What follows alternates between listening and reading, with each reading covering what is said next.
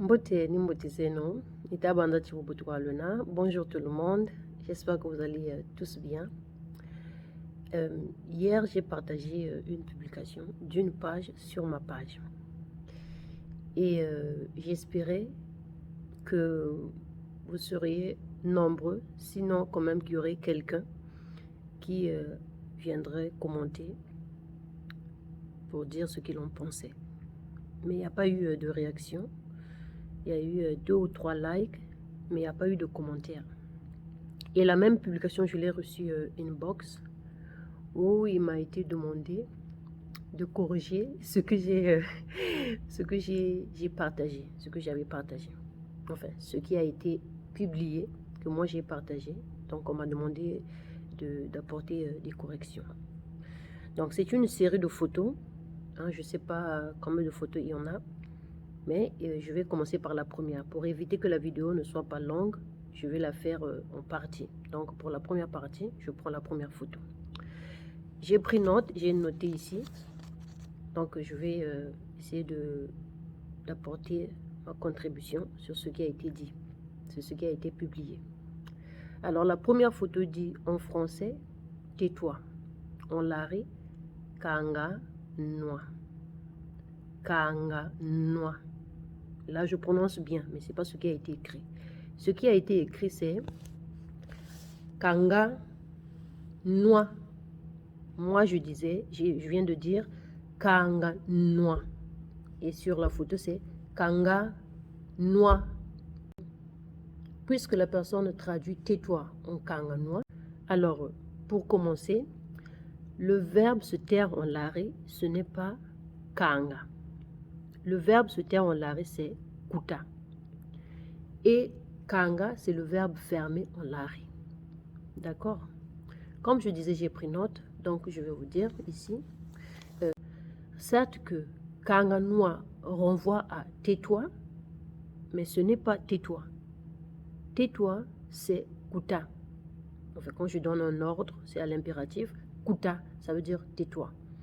Mais si on définit littéralement kanga noa, ça veut dire ferme ta bouche.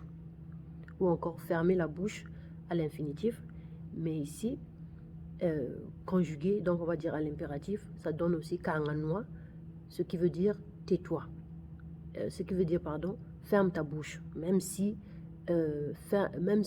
kanga noa renvoie à tais-toi, ou encore au verbe se taire, mais littéralement, c'est ferme ta bouche.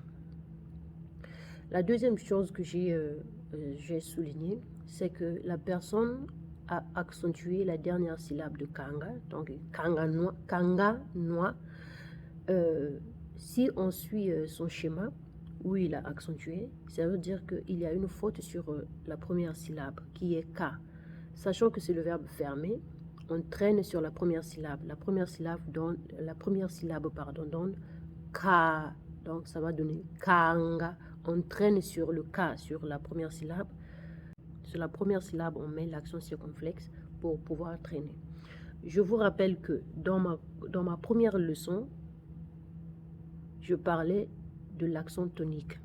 Il faut toujours faire attention en lari avec l'accent tonique. C'est la base même, la clé de cette langue, c'est l'accent tonique. Il faut savoir respecter l'accent tonique en lari. Donc, kanga, noa. La personne a écrit noa. Noa, ce n'est pas la bouche. Noa, c'est le verbe boire. Maintenant, je disais dans une de mes publications sur cette page que les mots en lari ayant le préfixe mou peuvent être contractés en M apostrophe suivi du reste du mot. D'accord? Par exemple, mukunga. Si on contracte mukunga, ça va nous donner mukunga. Et comment on va l'écrire? On met l'accent, on met M apostrophe kunga. D'accord? Qui va nous donner mukunga. Parce qu'on a abrégé, on a supprimé le U, en le remplaçant par l'accent, par l'apostrophe, qui va donc nous donner mukunga. D'accord? C'est la même chose avec mounois. Soit on emploie le mot entier mounois, ou on le contracte et ça nous donne noix. Donc, la personne aurait dû écrire Kanga, noix. Là, ça aurait été juste. Mais avec le noix, N-W-A, accent grave, ce n'est pas noix de la bouche, mais c'est le noix du verbe boire. D'accord? Puis, il y a aussi Kutissa, qui veut dire faire taire. Kutissa, qui veut dire faire taire.